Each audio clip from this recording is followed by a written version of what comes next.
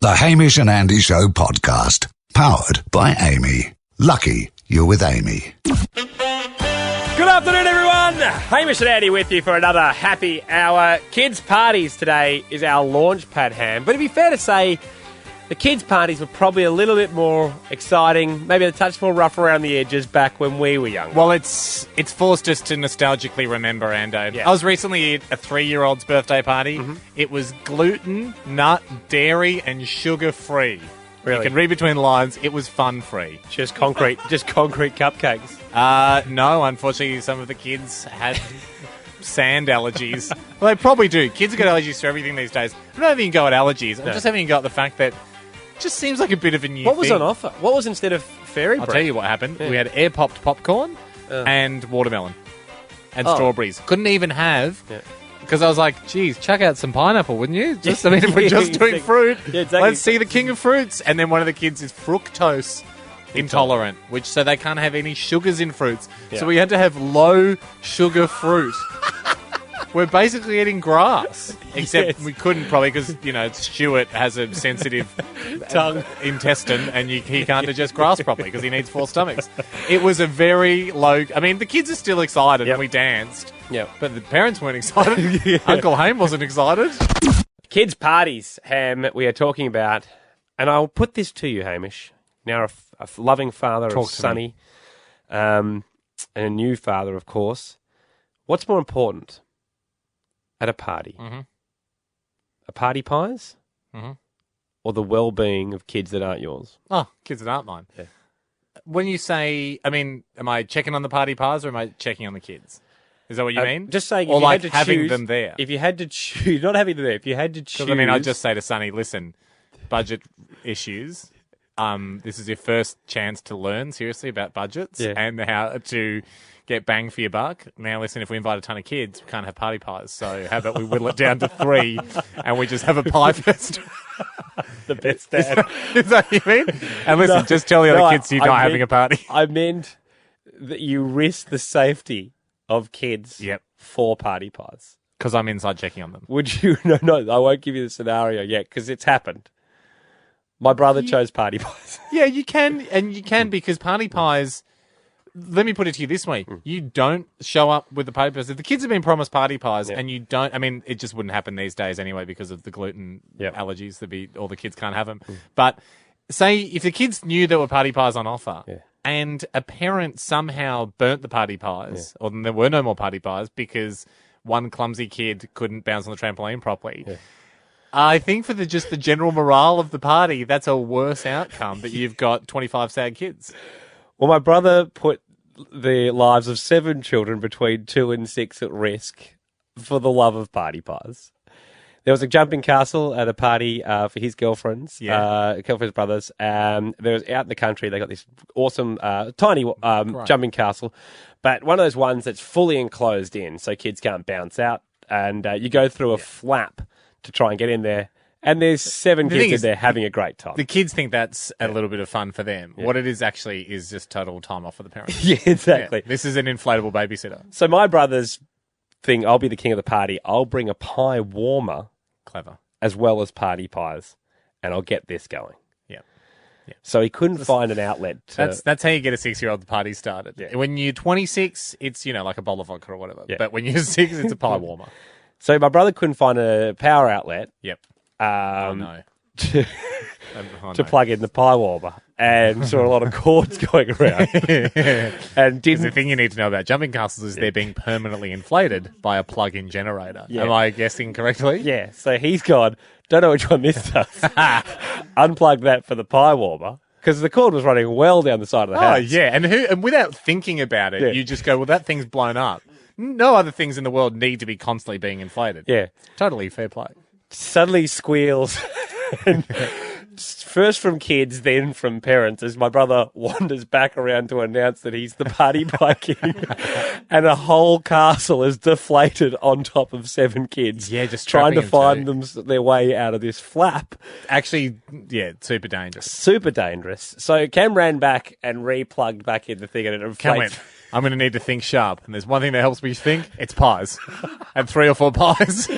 So Cam ran back in, quickly plugged it back in, and it went back up and wandered back around. And I love our kids have really short memories as well. The thing that was just about to kill them and suffocate them to death was like, oh no, we're back having fun. This is fun. They're As long as that bouncing around. stays. One of the younger kids didn't want to go back in, scared for life. Probably will never go into a jumping castle again. And that's growing up. that's what you learn. That's growing up. Life. Because the flip side of that is, all right, kid, the castle never deflated. And then 10 kids at the party had cold pies. Yeah. And then they could never have a pie again. And then Stop being so selfish, little man. Cam said, what's happened? And they said, oh, we had like a power outage, some short. And Cam's like, oh, great. Glad I asked before plugging in the pie warmer. Where do you think I should plug the pie warmer in? Got shown another outlet. Victimless crime. Except for the one kid, the 2-year-old who will never be in a Yeah, except for the scarring. But that's all right. Like we said, that's growing up. It's a happy hour. And I know this is not going to make me popular, but I got a small amount of beef with, and I'm going to take aim at 5 Seconds of Summer, Five Sauce, very popular young man band. Yes. Isn't it weird that you can't, if you called them a boy band, it's too weird because they are boys. Like, they're not men. Like, when you say, you wouldn't, I mean, I know people call One Direction a boy band, but our definition of boy bands back in the day was men who were all male, like an all-male band was a boy band. But it's a bit weirder when it is actually, young, they're boys. Well, they are boys. Yeah, I know they're boys. I don't know. It feels weird to call them a boy band. Really? Or is that just me? I feel like boy bands were usually about 26, 27. And nowadays, boy bands, Well, I used to think it was weird calling, like, say, Boys to Men, for people who remember them. They seemed like they were mid-30s. Well, they were transitioning, weren't they? we were calling them a boy band. I used to thought that was a very strange thing. And then after a while, they were hoping to be known as a men band. Yeah. Anyway, so Five Sauce.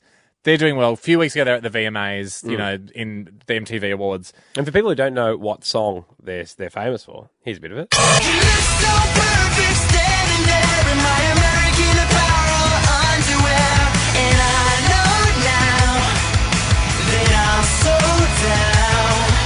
I could sing along to it all day. But we don't have time. Here's the thing, though. Obviously, and I hope I'm not breaking too many young girls' hearts here, all of One Direction and those guys, these songs get written for them, right? Yeah. So the record label comes in. Well, I think with Five Sauce, it's actually different. Do they write it themselves? I don't want to. Yeah, I think. Well, they're actually. All right. Well, then I've still got beef with them because if you are doing a song, because they all take turns in singing. Like one guy sings one line, the other guy comes in and sings the other one. If you're doing songs like that and you're all writing them, write it from a group perspective. Yeah, right. Because here's a good point. That is a good I point. saw this song. I saw them perform on. I think I saw a replay of them at the MTV Awards, but I hadn't. Maybe I'm a bit late to this.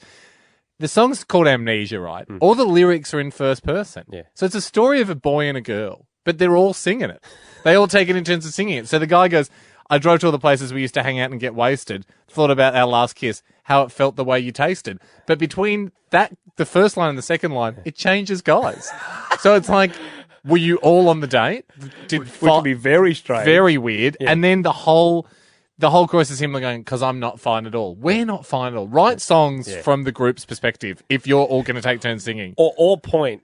Because he's not fine at all. Yeah, exactly. Like, if one guy can come up and do, hey, babe, I'm thinking about you. And then the next guy should sing, he really is. He won't shut up.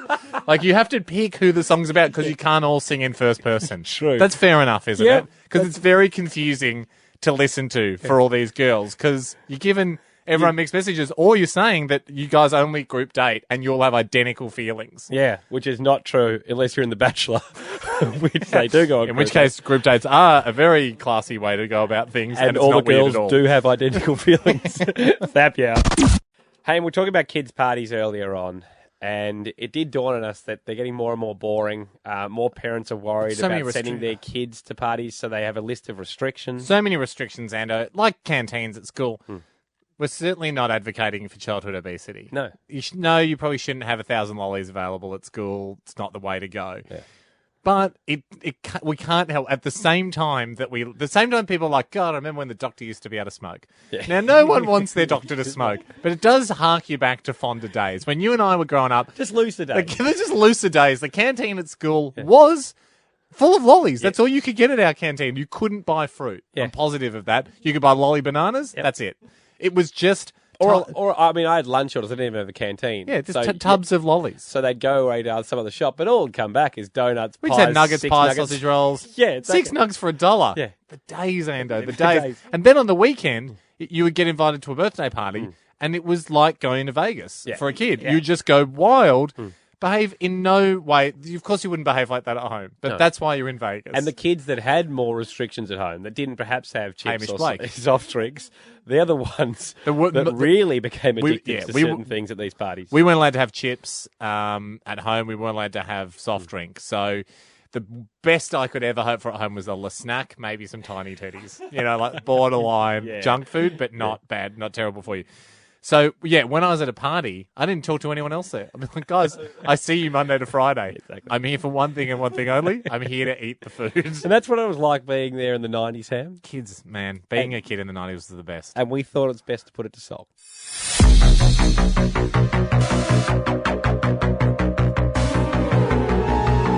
When the kids were off playing games, I sat down and ate a salad bowl full of burger rings.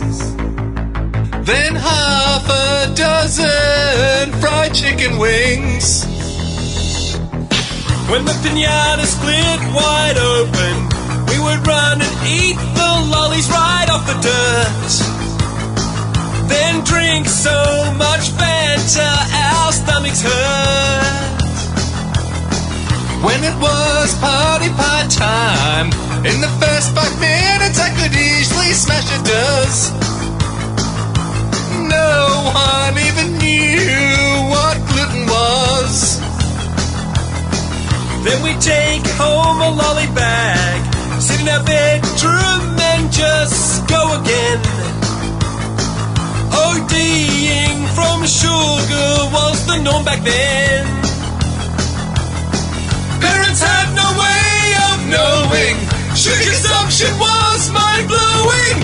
We were kids in the 90s. Whoa, we were kids in the 90s. Whoa, excuse us while we just run around. Happy hour, Hamish Sandy with you, and a new game, Ham. We thought this would be a bit of fun, Ando. We are talking about kids' parties today. Now, a lot of places do kids' parties. They'll send someone out. They'll send a clown out, send a fairy, face painting, mini tramp, petting zoo. Yeah. These are all... If you rang these places and said, hey, could you come out and do my 7-year-old's party, that would not be a weird call. But there's a lot of other businesses where it would be an odd call to receive. And that's how this game's going to work, Cam. You're going today. Yeah. We're pretty much... we're in a situation where you enter a random business. Yeah, Jack's got a list of businesses. Yeah. Now, my only instructions are I've got to get some people from that business to come and do my kids' party. Could be a butcher, could be a baker, could be tyre makers. We don't know. It could be a church. Could Who knows? Could be anything. Jack's got the list. The way this is going to work is as soon as it starts ringing, Jack yells at me what kind of a business we're calling, and then my mission is to secure some staff for my 7-year-old's birthday party. That would be the victory. It's a new game called... Knock, knock. Who's there? Don't know, but do you do kids' parties? Hey, you're going to be up first. right. Jacko is going to put the number in, and then during the rings, Jack yells at you the company you're calling, and then you got to think of your feet and see if you can't get... See if we can get someone to come out and do the kids' party. All right, I'm just pulling one out of the hat now Good, man. and chucking the number in. Hamish, this is a car wash. Grandma Auto. Oh, g'day, mate. How you going? Really good, thanks. How are you? Yeah, good. My name's John. What's your name? Ali. Ali, just wondering if you guys do anything to facilitate kids' parties. You've called a car wash? Yes. Yeah. No, I know it's probably not a normal request, but how many guys do you have working there? We have up to about 8 boys. Yeah, right. Well, my little bloke Warren is nuts for cars, and so are all his mates. I mean, he's 7, so it's his 8th birthday party coming up, and they're all coming as a different car. And how much would it cost to hire a few of you guys to come out in the uniform and just wash the kids? We're an express. Have you been through our wash? No, sorry, I just got you out of the phone book. Okay, we're an express exterior car wash, fully automated, so it's a machine wash. Yeah, okay. So we're not hand wash. No, is it possible to get? Do you guys have uniforms? Yeah, we do. Jeez, I mean, they'd just love to see a few of the car wash guys in the uniform, and I could cut up some sheets or some chamois and get the streamers going, get the kids to walk through it, and we'll just squirt them with hoses and chuck suds at them, and all the kids could walk through, and you guys could give them the ticket and make them pay, and we'll get little fake money, and they can go through the car wash. Look, I'd have to take your details down and get Karen to give you a call. She does all our business development stuff. So it's an in principle, maybe?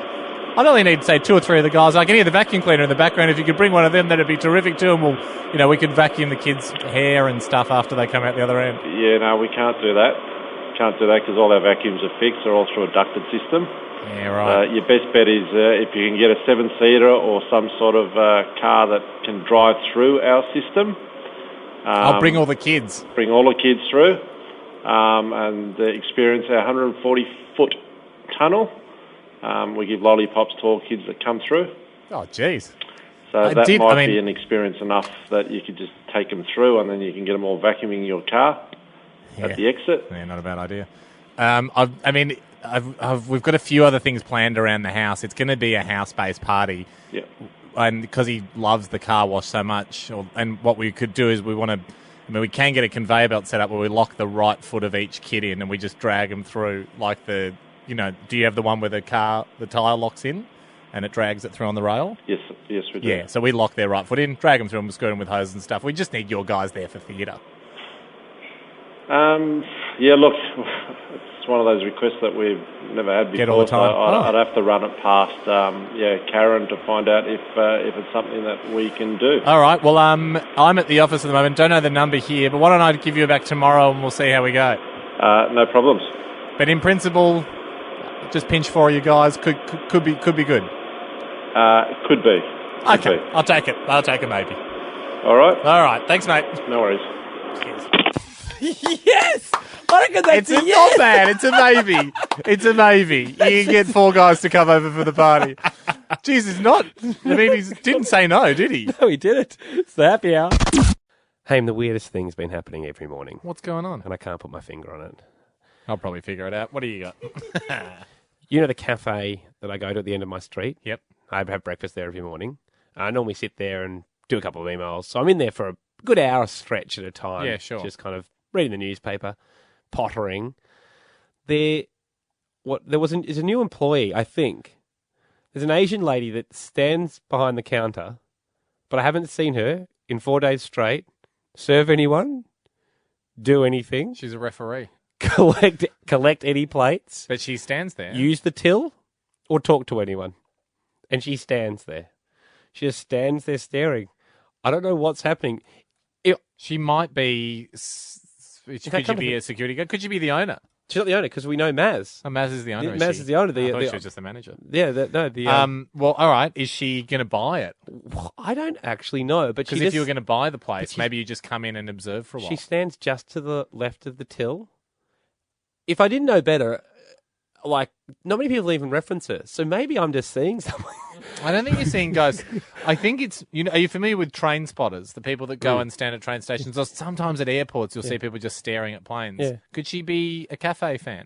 she's a latte spotter. But would you allow that person on the other side of the counter? I mean, you'd have to buy something eventually. I mean, I love nothing. When we're she's not on my side. She's behind the till. I know. You wouldn't allow them back there, no matter how big a fan of coffee they were, even if they'd bought their photos of them with all the famous coffees. So it got me thinking.